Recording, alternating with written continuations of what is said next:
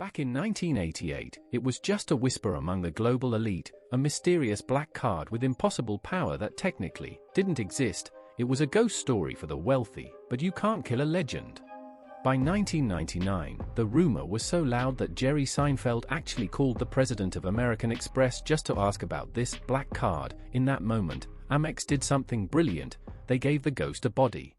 Welcome to the Card Concierge, where we unlock the doors to the world's most exclusive financial tools. Today, we aren't looking at a piece of plastic, we're looking at a modern-day talisman, the American Express Centurion Card. Let's get the mundane stuff out of the way first. The price of admission. It demands a tribute, a $10,000 initiation fee plus a $5,000 annual tithe. That's 15 grand before you've even whispered your first request. And here's the thing, you can't buy this product. It's a summons. You don't apply, you get watched. Amex's unseen algorithms are monitoring your spending right now.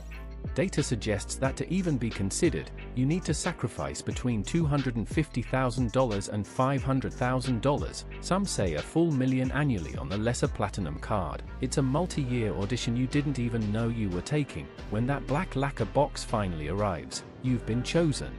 But for what?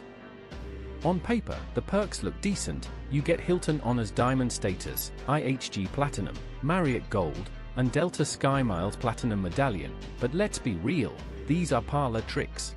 You can get that same Hilton Diamond status with the Aspire card for a fraction of the price. You aren't paying $14,000 extra for hotel points, you're paying for sorcery. This is where the legends live. One cardholder's kid needed sand from the Dead Sea for a school project. Amex literally put a courier on a motorcycle, sent them across nations to the shores of the Dead Sea, and delivered the holy sand from Israel to London.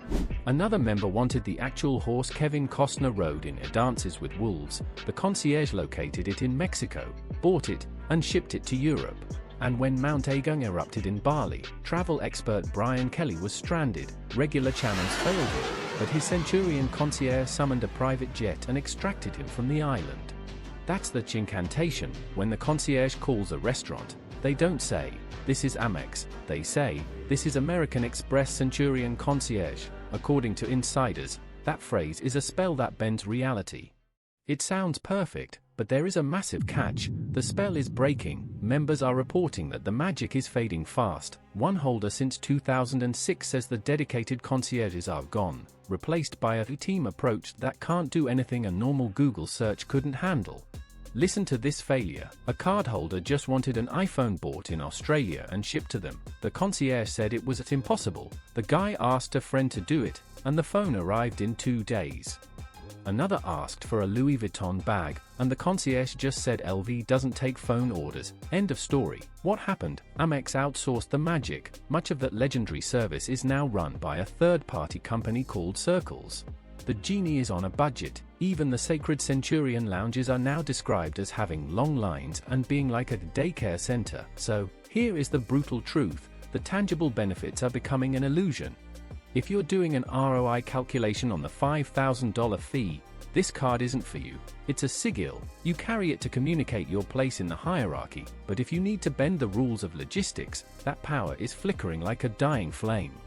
So I have to ask you, if the service is outsourced and the magic is fading, is the status symbol enough to justify the price? Drop a comment below. If you want to master the game of credit and luxury travel, hit that subscribe button. Remember, the card is just metal, the belief is the real magic.